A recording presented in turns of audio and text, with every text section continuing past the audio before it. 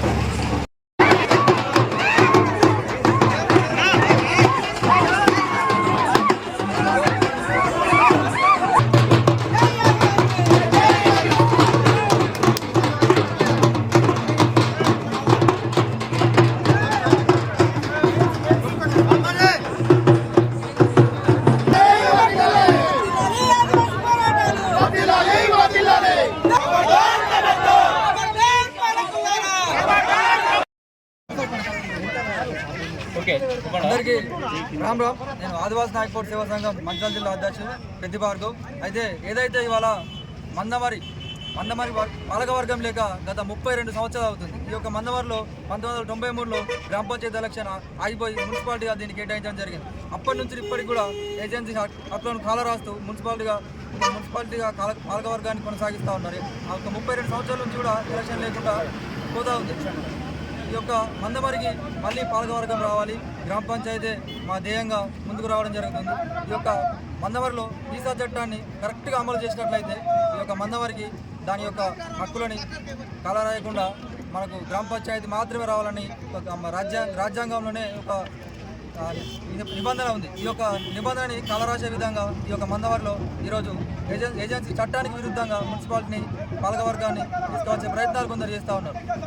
ఈ యొక్క మందమర్రిలో మా ఆదివాసులు అందరం కూడా ఐక్యమై ఈరోజు మందమర్రికి గ్రామ పంచాయతీ రావాలి, గ్రామ పంచాయతీ మా ధ్యేయంగా మధ్యరామచంద్ర ఆశయాల మేరకు ఈరోజు భారీ ఎత్తున మేము గ్రామ పంచాయతీ మద్దతుగా ర్యాలీ చేయడం జరిగింది. ఈ యొక్క ర్యాలీని ముందు తీసుకొని ఇదే కాదు ఇంకెన్ని రోజులైనా మంచిగా ఎంత దూరం వెళ్ళినా మేము గ్రామ పంచాయతీ సాధించే వరకు పోరాడుతూనే ఉంటాం. ఈ గ్రామ పంచాయతీ వచ్చే వరకు మా ఆదివాసులు అందరం కూడా ఏకమై గ్రామ పంచాయతీ మాత్రమే తీసుకొస్తామని ఈ యొక్క మీ అందరికీ కూడా నేను విన్నవించుకుంటాను. ఈరోజు మంచిర్యాల జిల్లా మందమర్రి పట్టణంలో మన అంబేద్కర్ విగ్రహం మన మధ్య రామచంద్ర గారి విగ్రహం వద్ద నుండి ఇవాళ మార్కెట్లో ఉన్నటువంటి మన అంబేద్కర్ విగ్రహం వద్దకు ఆదివాసీ నాయక్ సేవా సంఘం ఆధ్వర్యంలో ఇవాళ మేము మా యొక్క సాంస్కృతిక సాంప్రదాయాలతోటి ఇక్కడికి ర్యాలీగా వచ్చి మా యొక్క దేవుడు దైవ సమానుడు అయినటువంటి అంబేద్కర్ గారికి మా యొక్క చట్టాలను రాసినటువంటి అంబేద్కర్ గారికి మేము వినతి పత్రం ఇవ్వడం జరిగింది. ఆయన రాసినటువంటి చట్టమే 1/70 చట్టం. ఆనాడు 6th షెడ్యూల్ 5th షెడ్యూల్ భూభాగం ఒక ప్రాంతంగా ఏర్పాటు చేసి ఆనాడు జైపాల్ సింగ్ ముండా మరియు అంబేద్కర్ గారి ఏదైతే అంబేద్కర్ రాజ్యాంగం రాసినారో ఆ రాజ్యాంగం పొందుపరిచినటువంటి ప్రాంతం మందవారి ప్రాంతం. ఇవాళ ఈ మందవారి ప్రాంతంలో గత 30 సంవత్సరాల నుంచి ఎన్నికలు జరగడం లేదు.